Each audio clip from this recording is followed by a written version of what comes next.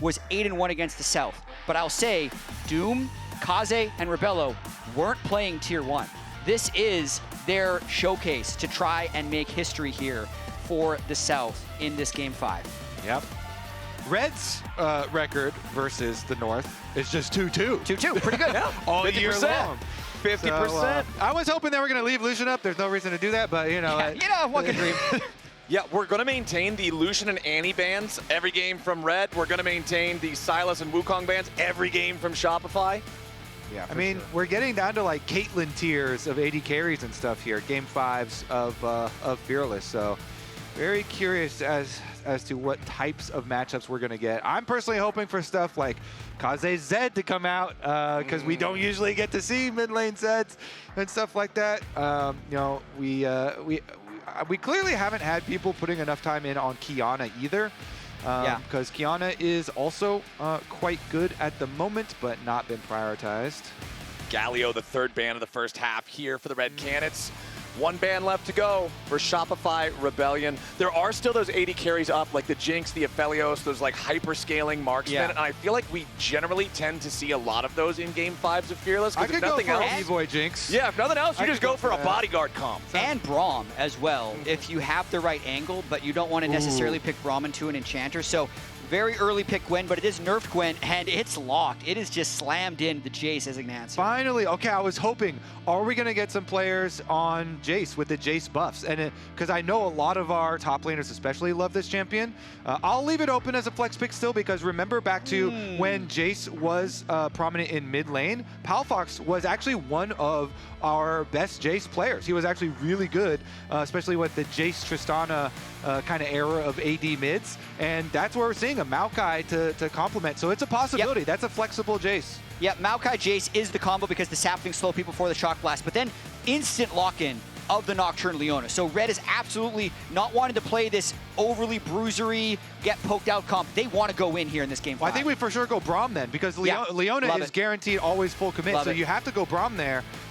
Instant answer before they can ban it out. Yeah, this is fast lock-ins. Red wanted to get one of the few remaining engaged supports. They want the Nocturne to potentially punish Jace in the side lane. The Braum response, I agree with you. I love that too, with the counter-engage potential there. So now we've got supports, junglers, and top laners on both sides. That means it's time for mids and 80 carries. Listen, Lucian's already banned. There's 8 Fearless bans. We have 4 bans left. We could be 13 80 carries out before we get a chance to pick one. Well, I'm kind of with Flowers on there's another one. On the Aphelios Jinx kind of tier, since Xayah banned out, Senna banned out as well. Smolder as well could be another option. Yeah. Because if they're running a Leona on bottom lane and you have Braum, like you can protect the Smolder pretty well and allow him to stack. Yeah, Snot Bubble into Burb every single time. Double stacks, easy. I think you kind of just take whichever hyper carry that B-Boy's most comfortable playing, and then you try and ban out what you think Rebello is going to be most comfortable playing. They just throw out looks to be the Smolder ban as well. So I personally like Game 5 Jinxes with how messy these games are, because the reset potential will be so high. Even if Aphelios is a little bit better into Nocturne jumping on top of his face if he has the right gun setup. So we'll see what they end up going for. The Jax ban as the 5th and final one here from Red Canids. So they are saying, we think that might be Palafox Jace in the mid lane, and we don't want to risk the Jax pick in the Gwen. Yunara is so nerfed right now. This is not hotfix buff. No! B-Boy! This champ is so nerfed right now. It's crazy. Okay. Well. Okay, so what they did, they took out a lot of base HP and attack damage, and they took a tremendous amount of the speed away from the E. So pretty much everybody kind of dropped Yunara, and from our last updates, this is not with the hotfix buff that was put in. Here's the list of nerfs that Yunara took. Base health reduced by 25 from 600 to 575. 3 attack damage reduced, which by itself is actually more than you would think. But then the bonus movement speed on his E got dropped by 20% at all ranks. Yeah. So even at max rank, instead of 70%, it's 50%. And the speed duration was reduced to 1.5 at all ranks from its scaling. It hit about 5 or 6% of win rate. That's huge. So no hyper carry for B-Boy, but I will say, Rumble won a ton of games on red side when he was 41% win rate. So you never know, Kobe. You never know. Well, there's no hyper carry on the other side either. It'll be Ari Misfortune locked in as the last 2 picks here for Red Canids. And the final pick of the final game in this draft will be the Cassiopeia for Palafox in the mid lane. Yeah, I mean, could have some good value there with the Miasma. If you've got Maokai and Braum able to keep them safe, they have range with Jace. It's just Red are looking for a lot of this pick and engage. They've got Nocturne and Ahri and long range Leona ults to set them up. So they are looking for some strong combos there. How are we feeling about the comparison between the drafts? Is there a solid winner here, or is it just different game plan? If the Yunara was something else, I would feel stronger. I was all the way there with Shopify before that. Okay. But she's just been so heavily nerfed that now I'm really uneasy. I haven't been confident in Shopify, but I'm confident in Cassiopeia and the Braum Maokai into a comp that has to come into them. You can see DeMonte giving a small fist bump right there because I do feel like they have a good way of absorbing the engage from Red Canids if they play it properly. Yeah, I mean, even with the nerfs, if you do have a lot of melee clumped up champions, then Yunara does get a lot of value out of the Q spread with Hurricane. So and can still alt E after a Nocturne ult or a Gwen who flies in and get out of the engage range. So it is a quick react champion still for the competition that Red has. yeah. All right, let's lock in game number 5. The do or die situation for both of these teams. The number 2 seed from the South versus the number 3 of the North. Before we got into this series today, the record on the year between North and South was 11-1. Favoring the northern teams, and now Red Canids are a single game away from eliminating Shopify Rebellion. Got to see if something happens at level 1, because Red has had something happen at level 1 in every single game, just trying to get a little bit of knowledge on what Contracts is doing early. Palafox getting a little bit collapsed on. You got to back up, guys, but Shopify's the one with the Braum, so they would be stronger at level 1. You're going to bring everybody over here now. B-Boy will be the last to arrive in the area. Fudge still hanging out in the brush so that they can't get. Can we turn off the emotes? The noise with the noise with the rat one is the squeak is getting to me. Are you okay? Poor Kobe's going to be insane by the end of this series. I think I already am. I mean, my God, Kobe, get a hold. Does that get not control? You can't get tilted. I can't even know. I didn't even notice it. You're tilt proof. Yeah. Get a hold of yourself, man. Watch enough Shopify, you're going to become tilted. I see. They always clutch it up. But I also want to talk about Seos because I feel like we haven't touched on him enough. This is a CBLOL legend now looking to eliminate Red. So he was a 4-time CBLOL champion. He's had a really, honestly to me, really good year in the LTA North. But he's been active for super long. This guy's a legend. Started in 2017, then 2019 to 2025. I feel like on this Braum is huge. You can see he's played for a collection of organizations down there. And it's a big moment here for Seos. Well, he and B-Boy are already scrapping here at level 1 up against Rebello and Frosty on that MF Leona combo. MF and Leona can do a lot of damage if they can find the angle to go in here. And you can see B-Boy already down to 300 HP after the trading back and forth here early. But as soon as it's level 2 for Frosty and for Rebello, that means that B-Boy and Seos are backing away. Kaze, very low HP there. Palafox takes him down to 100. Okay, we're going to continue with what we've seen all series long. Fight, fight, fight, fight, fight. We are brawling early. We're getting volatile lanes very early. Contracts is going for his full clear on the Maokai onto the ward now, though. So that ward for Red will give them full information on the location of the Maokai. Bottom side is going to continue to get pushed in. Rebello had been doing a really good job using the Misfortune passive, getting the extra damage there in their trades versus B-Boy and Seos, but it was just the heals and the extra cleanse used. Yeah, Frosty trying to make a roam up, though, with how aggressive Palafox is playing. Yes, Nocturne's going to full clear, but I believe there is a ward spotting him out entirely, so Palafox is going to have to probably give a couple minions up, still staying in experience range. This is what Shopify need to do this game. In the games they've lost, their soul lanes have been demolished, but if Palafox Fudge put up a good performance, they're in such a better position. And he was patient enough and then waited, and the cannon minion, he still was able to get the cannon. So he gave up a couple of the melees there, but does secure the cannon still. Tries to hit that Noxious Blast there onto Kaze, and this has been a big deal so far in this series. Palafox struggling against Kaze in the mid lane. This young Brazilian mid laner getting the better of prominent midfielder Palafox, but this time with the Cassiopeia, there's so many opportunities to shut down the Ahri's mobility. And I will say the last game, coming off the last one, the Ziggs game was quite good. A lot of poke damage from him as well. Of course, B-Boy was the showstopper and the big one, but let's see. They're actually getting pushed out here with both junglers hovering around. Contracts you see now channeling his recall on the bottom side. So after all of the mid lane visitors with jungles and supports, it's going to be no blood and no extra summoners. Really quick swapping. I feel like mainly because of all the mid lane moves, they just were able to call it themselves. Trying to see if anyone got a big advantage off of this. Doesn't necessarily look like it. Want to keep tracking the Jace into the Gwen, because I feel like if the Jace falls behind, it can get really ugly. Yeah, I mean, so Fudge did use his teleport to keep up with the swap, but he's got his CS lead, and I believe the minion wave is fairly close down there, so yeah, Fudge doing pretty well for himself with the newly buffed up Jace. Phase rush for himself as well to dodge away from the sweet spots. Jumped in for the To the Skies there to find a quick trade onto FNB. Did get out of some of the critical spot there in the middle of the snip, but not all of it. So FNB happy enough to just keep farming up underneath the turret here. First Drake of the game is live. Mountain Drake, the tankier one, often harder to secure early. We have seen a couple of pretty early Drakes this series. Usually if we get them taken early, it's the red Canids going for it around like that 6-minute mark. We have seen in other games a very delayed first Drake take past 10 minutes or so as FNB jumps in after Fudge here. But both of these top laners are running very low on mana and working with only about half their health bar, so nobody's going to overextend here, and that's a very good idea for Fudge because Doom is lurking nearby. Yeah, might get his recall interrupted here, even though really nice respect there by Fudge. Nope, recall's in a nice spot of fog where Doom can't see him. Love the way Fudge has played this early game, and the type of passive early game we might have thought we would have in Game 1 might be happening in Game 5 now. Yeah, everybody's just like, whoa, hold on. We can't lose anymore.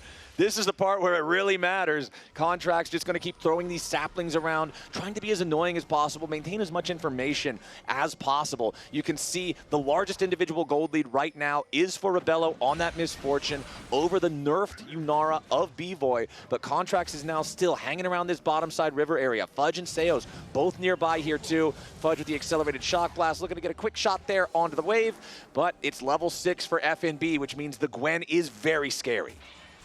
All right, they're committing into the river here. Contract Sapling does get the earlier alert, but that's going to be crab for red. Yeah. They've got Frosty there, keeping watch, ensuring that Doom is going to be able to get it, and then spellbook his teleport right back up the top side anyway. And I think Shopify's just got to be really careful around the level 6 Ahri whenever Kazuya is missing, because the snap engage from Leona Ahri, especially before anyone can buy Merc Treads, is huge. B-Boy also has to flash away, but got the Leona flash out as well. Yep. As soon as they get, the Misfortune slow on him, they know, all right, we're just going to run at him and use our flash. Even if B-Boy flashes it in exchange, we have a Hex Flash on Leona. So this is very well worth from red. That was a very good play from them. They have Frosty show, protect the Scuttle Crab bottom, Spellbook teleport up to top side, and then just run down lane, use the Misfortune, slow to ensure that they can trade flash for flash on B-Boy. And now we'll see if they can repeat target the Yunara, because the wave is pushing away from Shopify.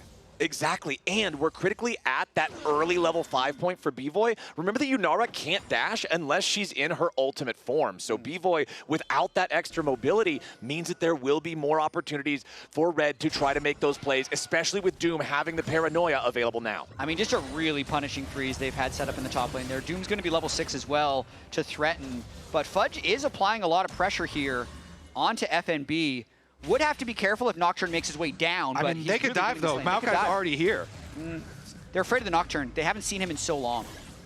Plus, it's so scary. Gwen is so deceptively tanky when she has the needlework available to try to heal up through that. So we will instead, though, see them back away. We will see Doom begin the Void Grubs again. This has been an objective that Red has controlled for the vast majority of this series. Okay, so they do take a while to take. Contracts is actually back in his jungle, just clearing camps. They're not trading Dragon or anything. Yeah, that was just a Hex Flash onto Seos, so trying to threaten a possible Nocturne follow-up, even though he's just doing the grubs. That shows how confident they are that these are a free objective for them. Contracts does have Faded Ashes, so he can clear a little bit faster now through that really slow early game clearing from Maokai, now that he has a little bit of AP. What do you guys think? Are we going to get the multiple AP items, Maokai, this game, or is it just going to be Leandri's into tank? I hope that it's Leandri's into tank. tank. I hope that he just goes tank after that, because they do need a bit more front line, and they have Cassiopeia. So Cassiopeia is going to have all of your magic damage covered. You don't need any extra. There is an argument of Bloodletter's Maokai, so Cassio doesn't have to build it, possibly.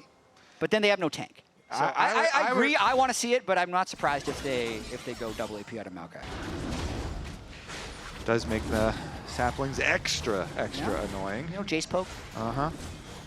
Very, very scary with those saplings if they can get there for the setup first. Big difference in having to arrive first or second with that Maokai being one of the tools in your kit. As you can see, it actually is small gold advantages everywhere except top lane for the red Canids side here, still with no kills on the board just yet. And the biggest advantage still is Rebello versus B-Boy. This Misfortune is up over 20 farm, not even 10 minutes into the game. Yeah, and he's not getting any weaker. That early Vamp Scepter also has the cull with the BF sword, so really power spiking quick, going to be so impossible to push out of lane. Plus, Shopify doesn't want to make an aggressive play while Doom is sitting on that Nocturne ultimate because the counter gank potential is really high. But at the same time, because Shopify has flash on so many players, Doom doesn't want to burn that Nocturne ultimate early, so we're in this holding pattern that I think Red's fairly comfortable in because they are accumulating these small advantages. So they're dropping mid minions right now. Pop Fox is dropping mid wave at the moment to go through jungle and wrap back around.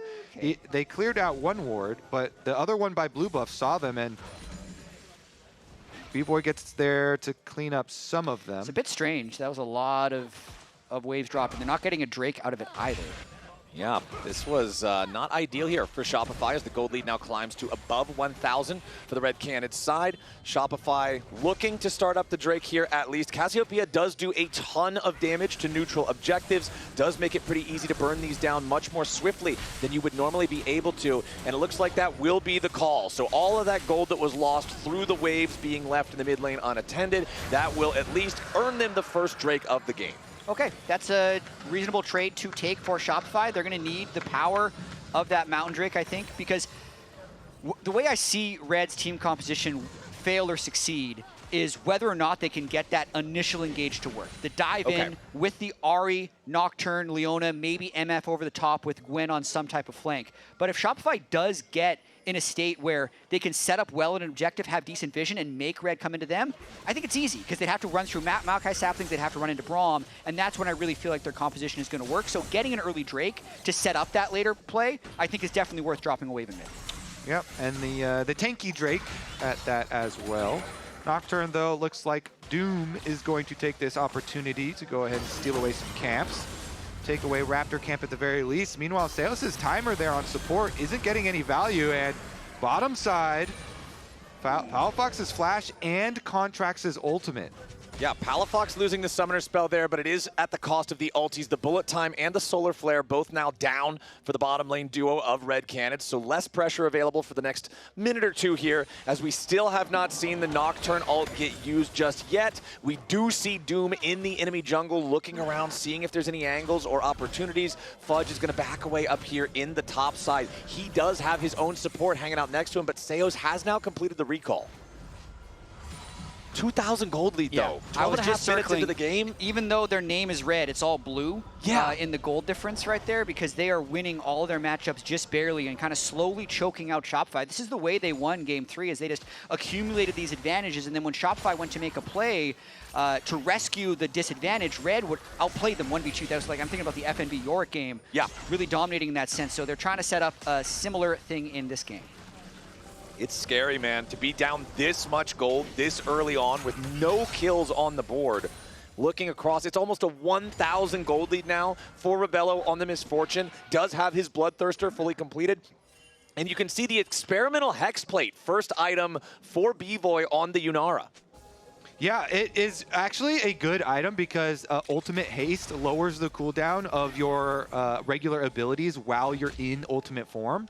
And so much of Yunara's power is with her Ultimate form. And the importance here of also being able to have access to that for defensive properties, as you guys have mentioned, so you can use your dash. Very critical. And they buffed this experimental Hexplate a couple patches ago, they really juiced up the move speed and attack speed that you get when you activate it. So both him on Yunara and on Nocturne, of course, very common for Nocturne, but Doom also picking up for himself as well.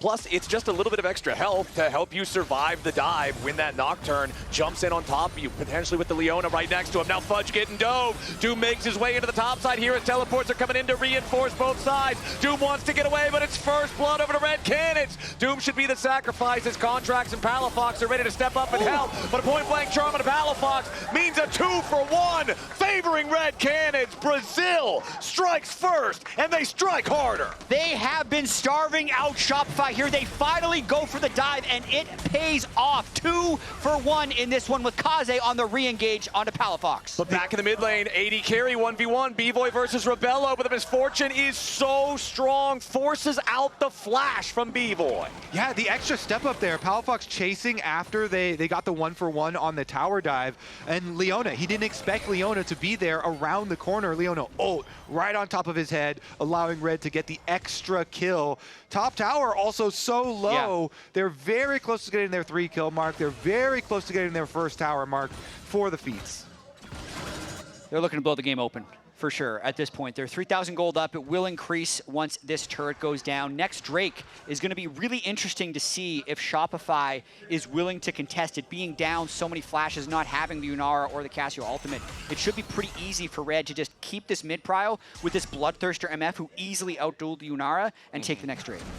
This is so scary for Shopify because the gold lead is getting to the point where you're feeling like you can still take fights even if you're at a disadvantage.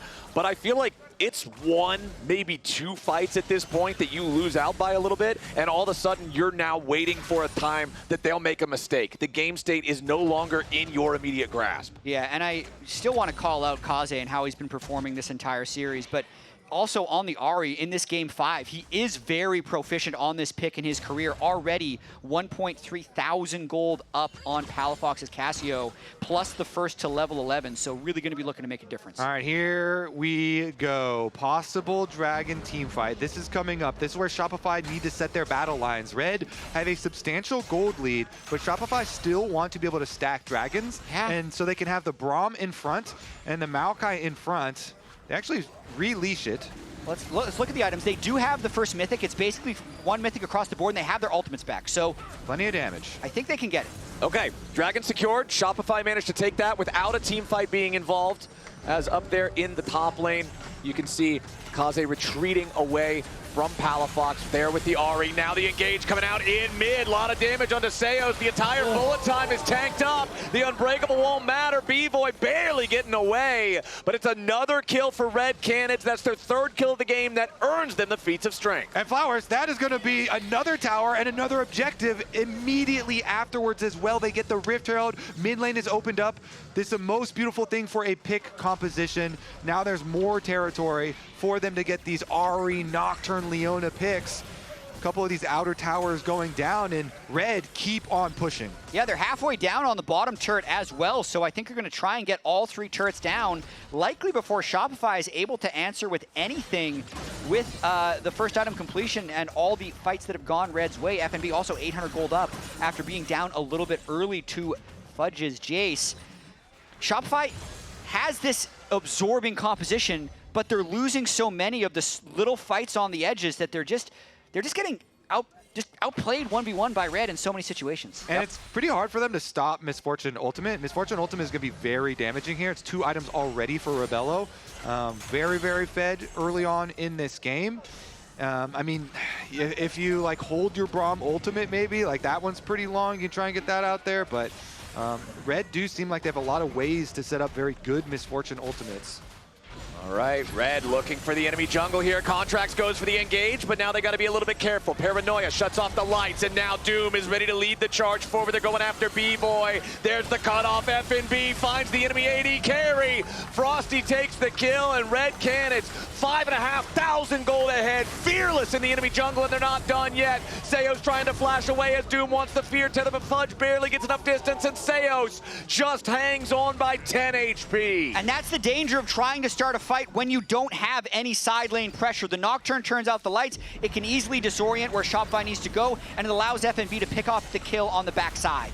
There it is, man. Red Canids Kalunga again, another turret claimed by them. 6,500 gold ahead now. 4 turrets to nothing claimed by Shopify Rebellion. The LTA South squad came to play today, and their chances of taking this series are looking excellent right now. They certainly are. They've got Shopify against the ropes right now. This gold lead is so big. Wait, he's even going back in to mess with them a little bit. But Shopify, they're just going to be out-itemized because the gold lead is so heavy right now in the favor of Red. Shopify also don't have any safe areas to create like a comeback play on because all their towers have been destroyed so quickly. So they're trying to like sneak around in little packs here through pockets of vision, but unable to find any sort of surprise. All right, let's take stock. Okay. We got 4 players of Red with more gold than anyone on Shopify. So that's good for Red. They are rich. Let's check the levels. I feel like that's also going to be, I mean, not as bad, actually. So Fudge, Palafox have a little bit here. They need a miracle at this stage of the game because I'd say... miracle named Otacon? That might be it, actually. Red has been on such a surge since promoting Doom, Kaze, and Rebello to their main team. Made it all the way to the finals in the South here in Split 3 and are really just giving it to Shopify in this Game 5. And I love that story. We talked about already, you know, the 8-1 from first stand, the last time that we had the conference like head-to-head. None of these guys were playing in Tier 1. They win Academy. The org says, okay, these guys are pretty good, promotes them up, and now they are all just smurfing here in Tier 1, and they're very close to eliminating Shopify Rebellion from any hopes of going to Dallas or going to Worlds, as Shopify will now see the Otacon has been started, but stopping it is a whole different matter. Doom and Rebello do plenty of damage with just the 2 of them. Frosty's making his way over, and now Kaze looking for the pick here with Doom right behind him. Fudge is already down, and Palafox is forced to use his arm guard in the middle of all 5 enemy players. FNB picks up the second one, and now Shopify have to try to get away. Doom's ready to cut him off, and the flash in from Frosty with the bullet time over the top. The Red Canids are absolutely merciless. Rebello takes another. B-Boy and Contracts barely hobble away. And Brazil shows them what they're made of. Beautiful Otacon play from Red. They pull the Otacon away, and then they're looking for the pick the entire time. They're just showing Otacon taking a little bit of damage, but Kaze is waiting in the brush behind the Red, and he jumps onto Fudge as Shopify try and rotate over to the Otacon. They make use of their pick. Nocturne ult immediately following up. Really well done there by Red to look for the kills. Yeah, a lot of teams will wait too long to peel off the Otacon, but they went so early on this play because Kaze had that angle onto Fudge. We're going to see this one more time. As Fudge wanted to get that blast cone, the charm keeps him inside the wall. Then the flash, the Nocturne ultimate had already started thanks to the vision from the Ahri. Easily execute him, and with the nearsightedness, there's no way Shopify can move to support Palafox. Otacon wasn't even a factor here. This was just a nice pick by Red. Well, it was the factor in luring Shopify over to the area into the pick, and now this one. Here's another pick for you. They are looking to chop down that tree, and yes, sir, they will. Doom picking up another one for his squad. 8-1 for Red Canids Kalunga. 8,000 gold lead. Dragon picked up, so no more stacking towards the soul for Shopify either. Shopify's hopes, their dreams, their wards, their win conditions are all disappearing very quickly. Yes, they are, Flowers, and Red have a lot of time here to spend their money. They're resetting with everybody else except for the solo laners who are still pushing here. So Kaze mid, FNB on top side. See what Shopify, like they already needed a miracle, 5 minutes ago, 10 minutes ago, as you were saying. But now the chances of that miracle happening are also just dwindling so quickly. I agree. What this would mean if Red finishes this game would be a matchup against 100 Thieves next week to see who can make it to the LTA finals in Dallas, as well as a world seed. That's what will be on the line next week against 100 Thieves. And it would also guarantee us 2 North versus South matchups next weekend, because we already have the #1 seeds, FlyQuest and Vivo Keyd Stars, and we would then also have Red versus 100. And again, going back to the expectations set for this cross-conference competition based on earlier on this year, where it was so extremely one-sided for the northern teams, being able to see the southern teams rise up, fight back like this is really impressive stuff from Red Canids Kalunga. And I just think at this point, Shopify is praying for some kind of Omega throw, because barring that, I don't see how you get back into the game here. You're looking at individual gold leads. It's over 2,000 for each one of the enemy carries. It's 1,500 for the jungler and the top laner. It's 1.5K for damn Leona.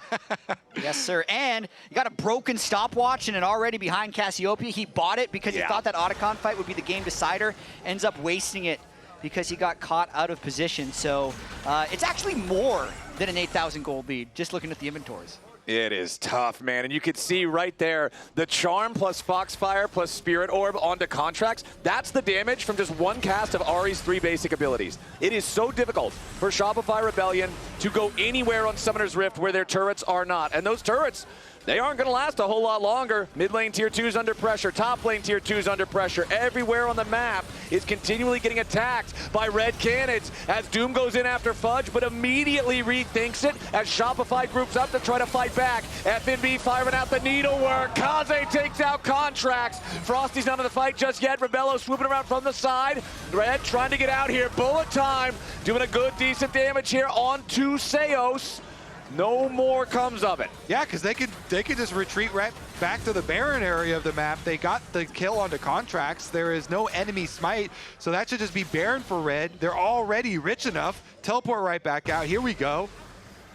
Yeah, this is going to be near impossible for Shopify to contest, but also probably the nail in the coffin if it goes over. So it looks like they're going to try teleporting in, hoping to stall long enough for Contracts to make his way from base as well. Yeah, it's a damned if you do, damned if you don't situation, as the Baron is already down below 4,000 HP. Red Canids looking to secure this right here, and they've already got it. Seo stuck on the front line, taking a ton of damage. B-Boy's down first, though, as Kaze into the back, just assassinates everybody. Shopify Rebellion are erased from Summoner's Rift, and Red Canids take the Baron to march down mid. Just a well-played Baron, well-played game, well-played series by Red, coming here to Los Angeles, showing up and potentially ending it on this push. Yeah, this could be the very end. It's only Contracts alive here on the Maokai. Seos will respawn in about 5 seconds, but Contracts dies first. Red Canids Kalunga rise to the occasion here in the Riot Games Arena.